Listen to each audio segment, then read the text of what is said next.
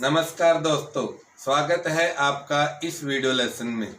इस video lesson में हम आपके लिए लेकर आए हैं मनोविज्ञान के संप्रदाय। तो सबसे पहले हमें ये जानना पड़ेगा कि मनोविज्ञान के संप्रदाय होते क्या हैं। चलिए हम शुरू करते हैं। सबसे पहले विल्हेम वुंट ने 1862 ईस्वी में अपनी पुस्तक ब्रिटेज में मनोविज्ञान को स्वतंत्र विज्ञान होने का दावा किया। उनके अनुसार मनोविज्ञान एक स्वतंत्र विज्ञान है। कुछ मनोवैज्ञानिकों ने इनका समर्थन किया, जबकि कुछ अन्य मनोवैज्ञानिकों ने समान ढंग से इनका विरोध भी किया।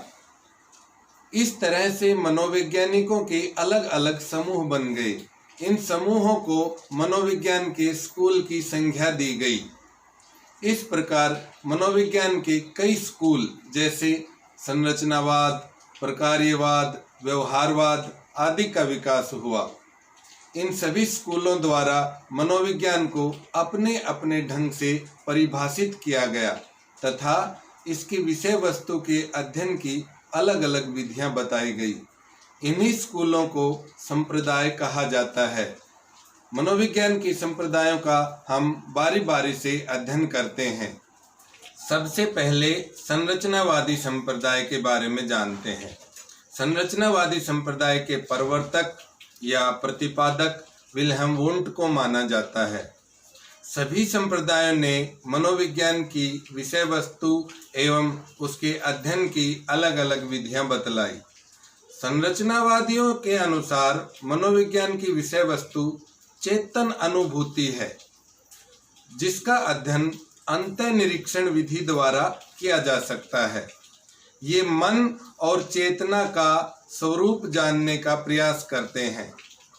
मन व चेतना में संवेदना, प्रत्यक्ष ज्ञान, कल्पना, विचार जैसी प्रक्रियाएं कैसे पैदा होती हैं, इनका संचालन कैसे होता है, ऐसे कौन से यंत्र या मशीन मस्तिष्क में है जो इनका संचालन करते हैं, और यदि इस तरह की कोई मशीनरी या कलपुर्जे मस्तिष्क में है तो उनकी संरचना या स्ट्रक्चर अथवा ढांचा कैसा है।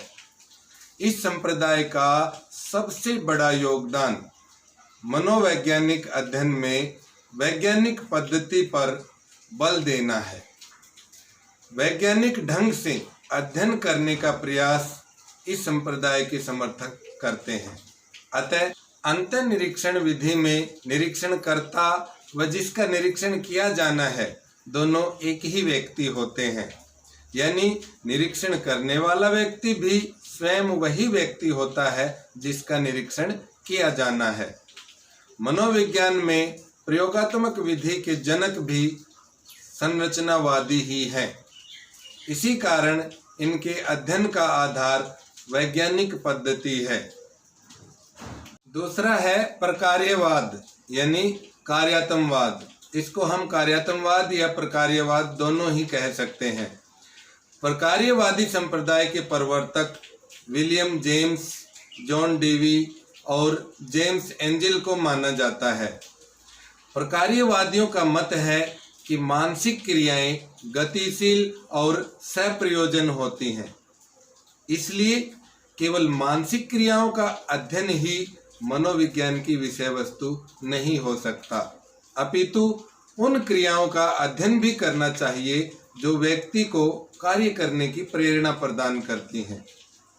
प्रकार्यवादियों ने संपूर्ण व्यक्ति के अध्ययन पर जोर दिया, जिसमें व्यक्ति की सभी क्रियाएं सम्मिलित हैं। इस संप्रदाय ने मनोविज्ञान और जीव विज्ञान में घनिष्ठ संबंध स्थापित किया, क्योंकि जीव विज्ञान में भी व्यक्ति की समस्त क्रियाओं का अध्ययन किया जाता है। प्रकार्यवाद पाठ्यक्रम की विषय वस्तु की उपयोगिता पर अधिक बल देता है, क्योंकि इस संप्रदाय के अनुसार यदि पाठ्यक्रम में मनोरंजनात्मक गतिविधियां होंगी तो छात्रों को अधिगम के लिए प्रेरित करेंगी और छात्र आसानी से व जल्दी सीख सकेंगे। बाल मनोविज्ञान, बुद्धि परीक्षण तथा वैयक्तिक भिन्नता आदि उपागमों को प्रस्तुत करने का श्रेय इसी संप्रदाय को जाता है। अगला संप्रदाय है प्रेरकीय संप्रदाय। इस संप्रदाय को प्रयोजनवादी संप्रदाय भी कहते हैं। प्रेरकीय संप्रदाय के प्रतिपादक या प्रवर्तक विलियम मैकडूगल को माना जाता है।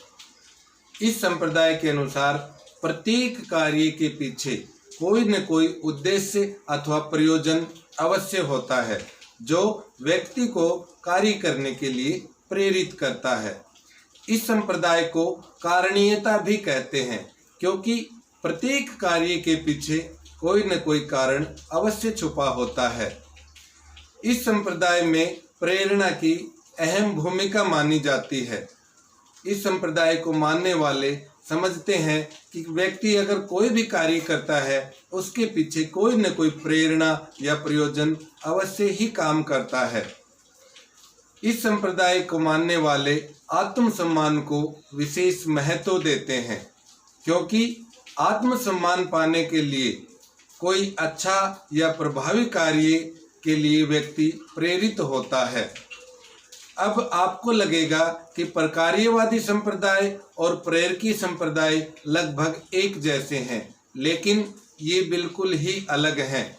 कार्यात्मवादी यानी प्रकार्यवादी संप्रदाय में अहम भूमिका आनंदित क्रियाओं की होती है, उन क्रियाओं की जिनमें आनंद आता है और उस आनंद से प्रेरित होकर व्यक्ति या कोई भी प्राणी दोबारा से उसी प्रकार की क्रियाओं को करना चाहता है। जबकि प्रेरकीय संप्रदाय में कोई न कोई उद्देश्य या कोई प्रयोजन होता है, उससे प्रेरित होकर व्यक्ति कोई कार्य करना चाहता है।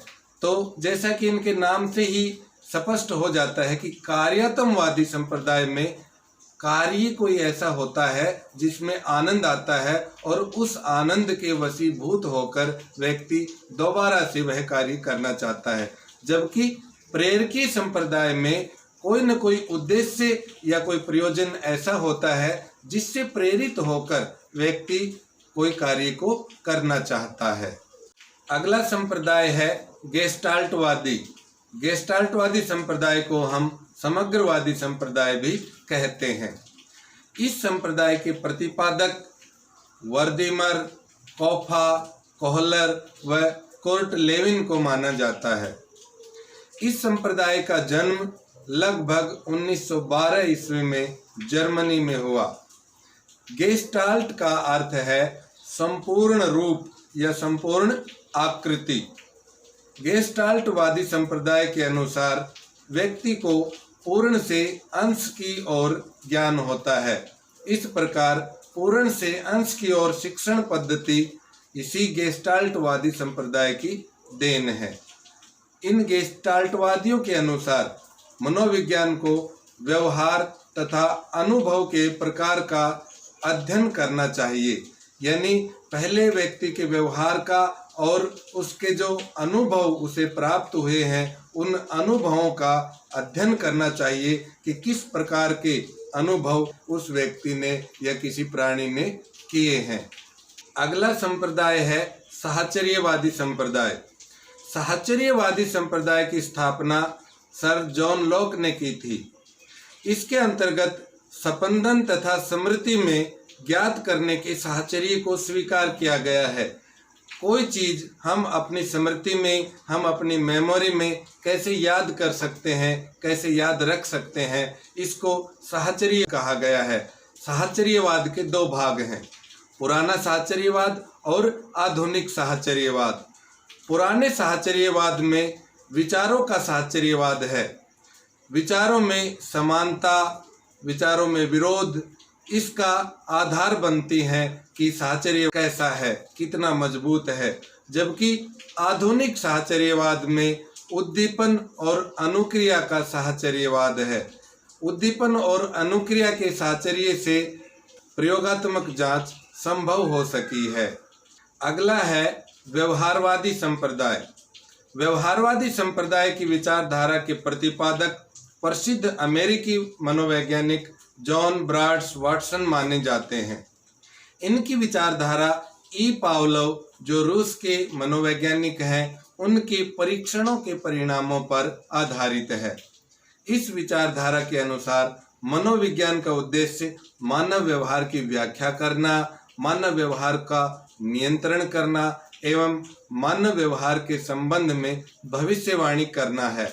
इनके अनुसार परिवेश में आवश्यक परिवर्तन करके व्यक्ति को कभी भी कैसा भी बनाया जा सकता है। अगला संप्रदाय है मनोविश्लेषणात्मक संप्रदाय। इस संप्रदाय के प्रतिपादक सिगमंड फ्रायड को माना जाता है, जो ऑस्ट्रिया के रहने वाले हैं। फ्रायड ने व्यक्ति के व्यवहार निर्धारण एवं व्यक्तित्व को निश्चित रूप देने के लिए यौन कारक पर बहुत बल दिया है। उनके अनुसार यौन कारक के कारण ही बालक में पितृविरोधी भावना ग्रंथि का तथा बालिका में मातृविरोधी भावना ग्रंथि का निर्माण होता है। यह एकमात्र ऐसा संप्रदाय है जिसकी स्थापना किसी विश्वविद्यालय के परिसर में न होकर किसी नैदानिक परिसर में यानी किसी क्लिनिक में इसकी स्थापना हुई, और यह संप्रदाय है मनोविश्लेषणात्मक संप्रदाय। इस संप्रदाय के अनुसार व्यक्ति के 3 मन होते हैं, चेतन, अचेतन और अर्धचेतन। इस प्रकार व्यक्ति के अचेतन मन का अध्ययन मनोविश्लेषणात्मक संप्रदाय में किया जाता है। व्यक्ति के अचेतन मन के अध्ययन के लिए उसके स्वप्न विश्लेषण की आवश्यकता होती है, और इस संप्रदाय के मनोवैज्ञानिक व्यक्ति के स्वप्न का विश्लेषण करके उसके अचेतन मन को जानने का प्रयास करते हैं। ये थे मनोविज्ञान के संप्रदाय।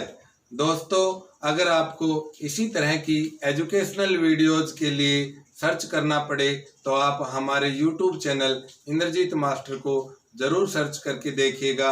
इस चैनल पर आपको इंग्लिश ग्रामर, हिंदी ग्रामर और कुछ मैथमेटिक्स की और साइकोलॉजी की, जो एजुकेशनल साइकोलॉजी है, उसके लेसन्स और उनकी वीडियो आपको मिलेंगी। आशा करता हूँ आपको वीडियो पसंद आई होगी। धन्यवाद।